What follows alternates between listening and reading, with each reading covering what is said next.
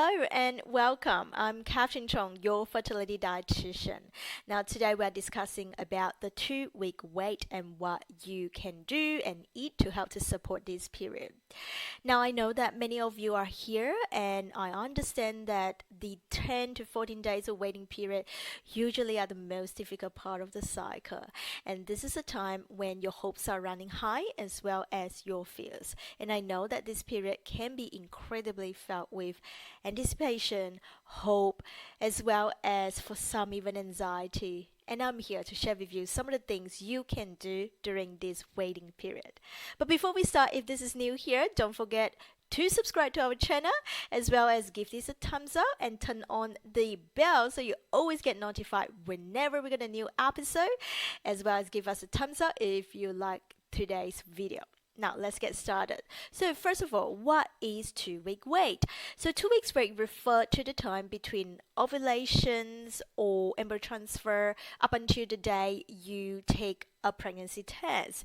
It's often an emotional, anxious time filled with hope and uncertainty. To add on this, recent study shows that women who follow the Mediterranean diet significantly increase the likelihood of clinical pregnancy and live birth rate.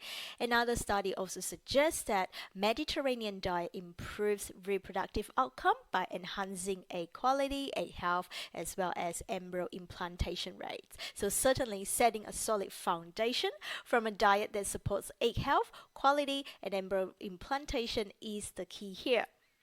Next, let's chat about the benefits of whole grain.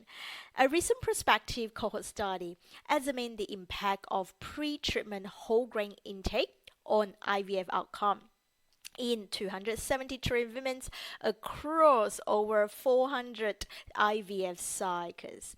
The study found that higher consumption of whole grain before treatment was associated with a greater likelihood of successful implantation and live birth. And women in the highest quartile of whole grain intake had a 53% live birth rate compared to 35% for those in the lowest quartile. And this effect was primarily also linked to the intake of whole grain, which is rich in Mediterranean diet. Additionally, an increase in whole grain consumption was also associated with a thicker endometrial lining on the day of embryo transfer, which once again may enhance the embryo receptivity. Now, tips number 3, omega-3 fatty acids. It has been shown that it is incredibly helpful to reduce inflammation, which is particularly once again during the 2-week wait, because omega-3 can help support embryo implantation. So omega-3 fatty acids, like I say, have been shown to have an anti-inflammatory effect, which can help to reduce inflammations in the body and create a more favorable environment to support the embryo to implant. Oily fish such as blue mackerel, Atlantic salmons, and herrings are some of the best known sources of omega-3.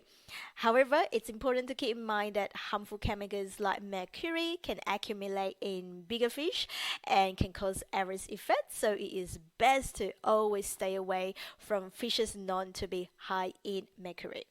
As a reminder, if you dislike eating fish or currently following a vegetarian plant-based diet, you can also consider obtain the benefits of omega-3 by taking a high-quality fish oil or algae oil supplement, and certainly working with a specialist fertility dietitian like myself will be able to help you to assess your current intake and decide on how much omega-3 you need. Now, what makes it more exciting in nutrition science is one of these recent studies. This study investigated whether supplementation with beetroot, watermelon, and ginger juice can enhance the clinical outcomes of IVF treatment, in specifically for ICSI. The study involved over 400 women undergoing the ICSI treatment, with participants randomly located into two groups. a control and a supplementation group.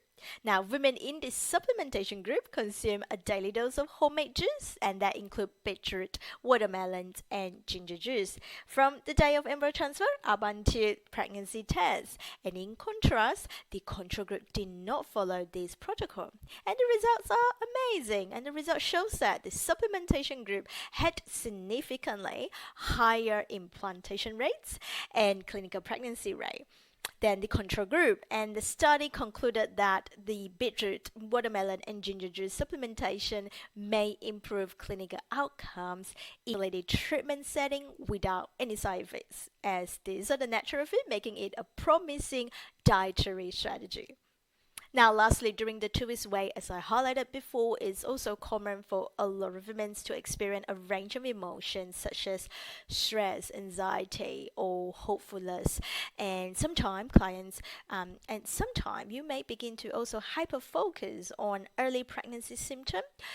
Emotional eating can sometimes be a way that you might be coping with these feelings, where food becomes a way to soothe or distract from the intensity of your feeling. Well, it is normal and it's important that I want you to recognize what your body feel, what you're feeling and emotion, but we got to find a way to help you to minimize emotional eating. So I would suggest perhaps thinking about opting for a nutrition snack if you feel hungry. Choose food that nourish your body, like a handful of nuts, fresh fruit, yogurt might be a good strategy, or even just be aware of this emotional eating sickness. They need something else like rest, relaxation, or comfort. So you might want to consider taking a nap, meditating, or enjoying a warm bath to reduce the stress and helping you to reset your mind. And lastly, perhaps writing down your thoughts can also help you to process the emotion you are experiencing. Absolutely, journaling also create a safe space as well to reconnect to your body. And of course, if you need more support, reaching out to friends, family, or other healthcare professional like myself who are well trained in supporting you for nutrition as well as strategies optimizing your fertility and embryo implantation. Talking to someone who really understands what you're going through at that moment would be super helpful, as well as helping you to manage your emotions and maximize every chances whenever is possible. Now, to sum up today's episode, there are several ways you can nourish your body, your mind during the 2 weeks wait. Being mindful of emotional eating, following a Mediterranean style of diet, which are rich in whole grain, fruits and vegetables, healthy fats, as well as key nutrients, can help to support and maximize the outcome. Now, I hope you enjoyed today's episode. Don't forget, we do also have a fertility quiz. If you are ready to take the next step, the next action, make sure you visit the link down on our comments box or in the description box and do the quiz now. And at the end of quiz, you will receive your very personalized scoring. You will also have a chance to download our ebook as well, so you can start to optimizing your egg health as well as your fertility. Of course, if you have any question for me, feel free to leave a comment if you have any questions. And don't forget to share our video and give us a like if you like today's episode. Until then, I will see you at the next episode. Bye for now.